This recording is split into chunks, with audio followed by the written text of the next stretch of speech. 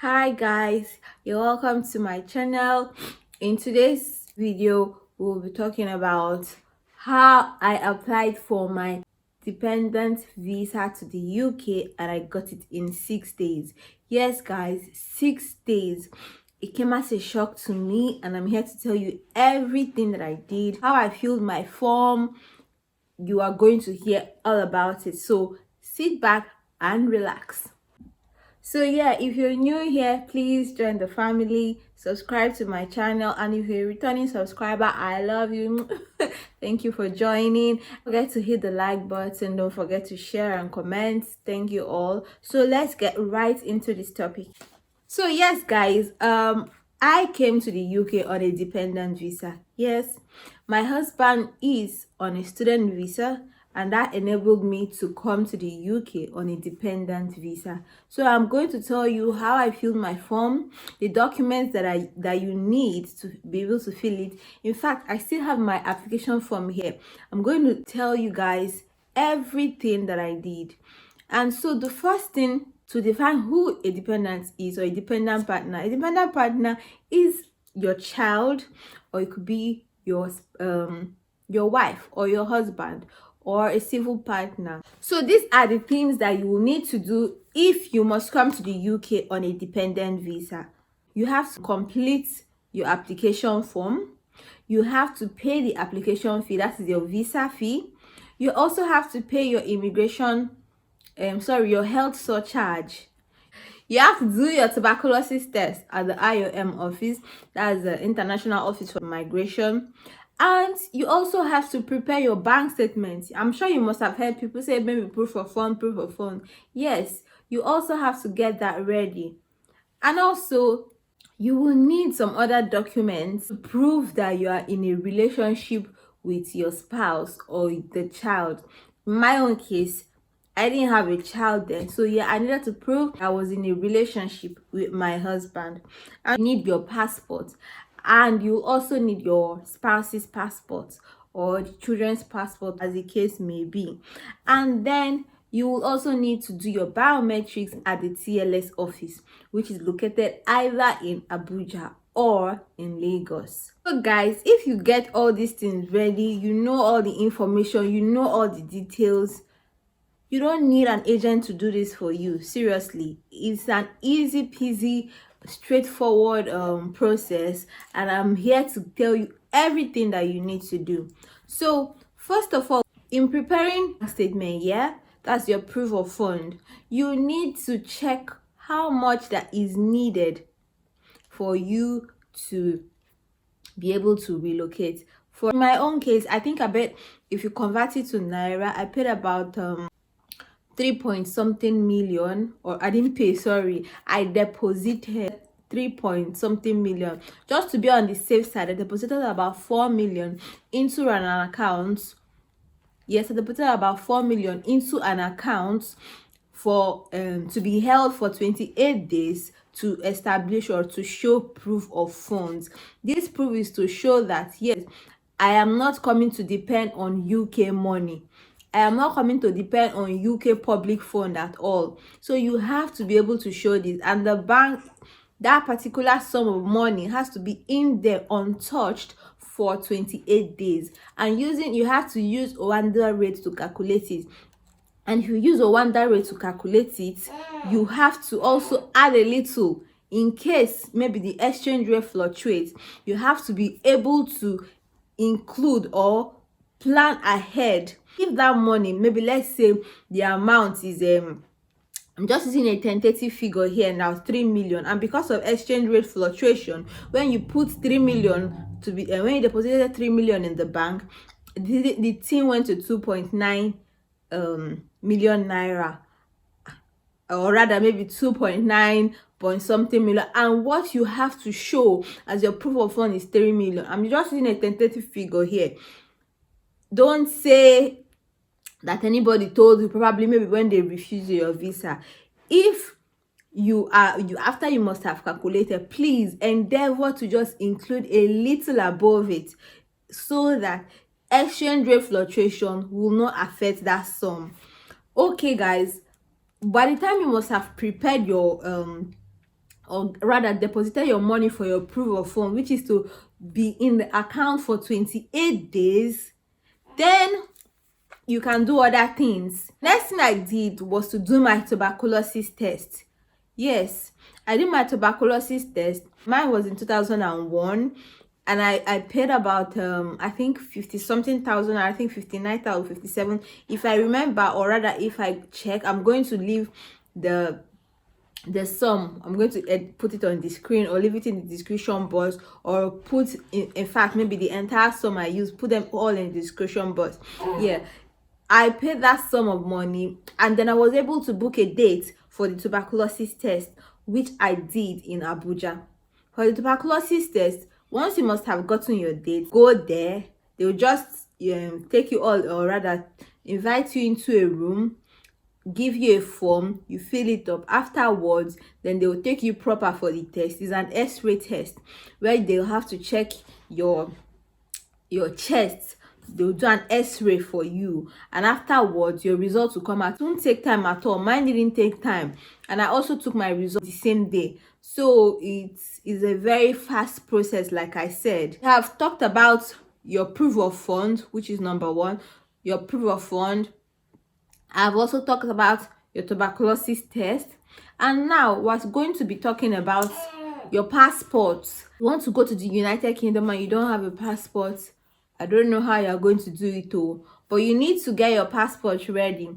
And in getting your passport ready, please do it on time.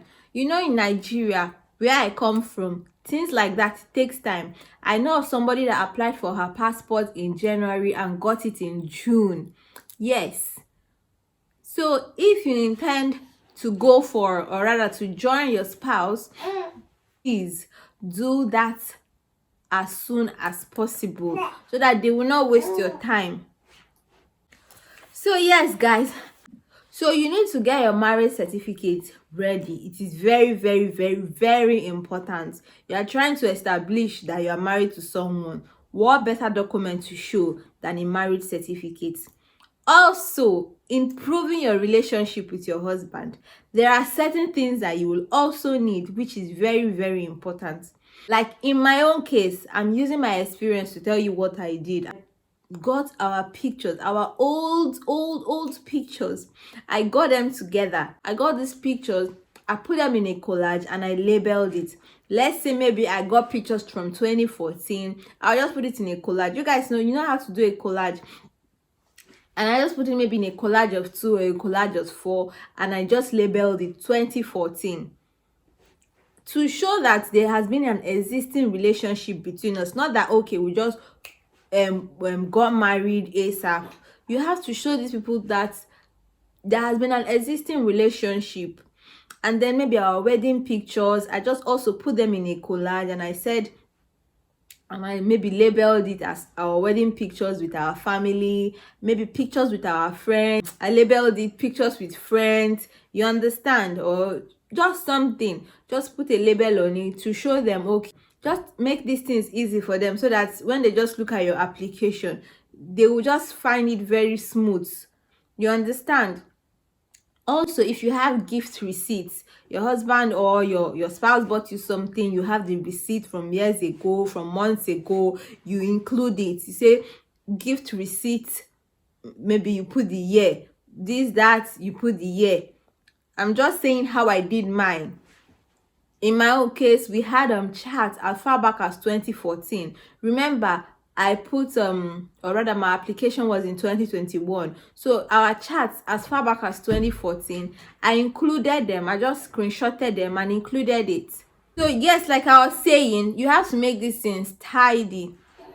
Anything maybe Facebook chat, yes, luckily I had them saved up in the cloud, so it's also good to save all these things. You don't know when you will need them one day. Put as much information or put as much pictures as you think you can get, and get them also ready, because you will need to upload it. And also another thing you will need is your change of name document. Rather, if maybe you've changed your name from your maiden name to your husband's surname, you also need to get a document showing that you had a previous name. So guys, let me tell you guys something about this whole change of name thing. Is I don't know, should I say it's a funny one, or but it's something that at least I've learned. Yeah, I thought it was going to have an effect on my visa, but it didn't. My maiden, or rather my passport, was showing my maiden surname. Yeah, and then I got married and I did not do a new passport because my passport still had like about 4 years or so before it expires. So I felt there was really no point, there was no need to do a new passport. Yeah, and then I applied using same passport, but I had already done a change of name which I uploaded, and I uploaded all of them during my application process. I uploaded them saying that I had changed to my husband's surname. The only document there showing that I had changed to my husband's surname was and I was reflecting that was the newspaper publication and the affidavit. But my passport still had my maiden surname.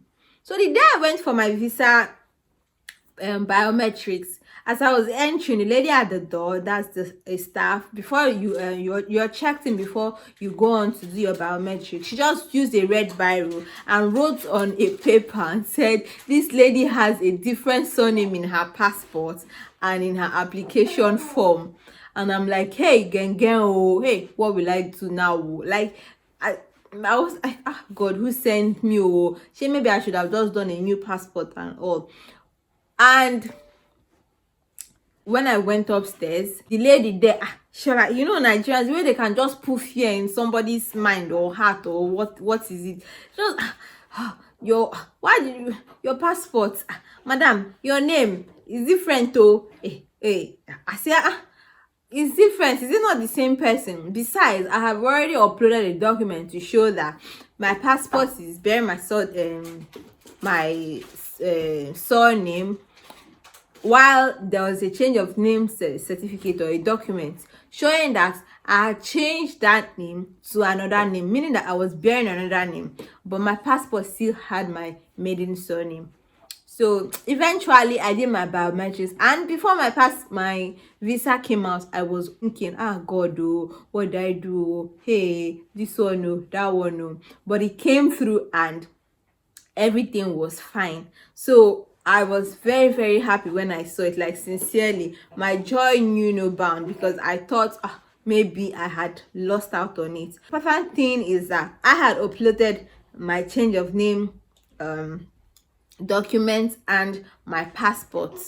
So you see, it's now left on them to now choose which name. But I feel name in which they'll give you that visa will be the name on your passport.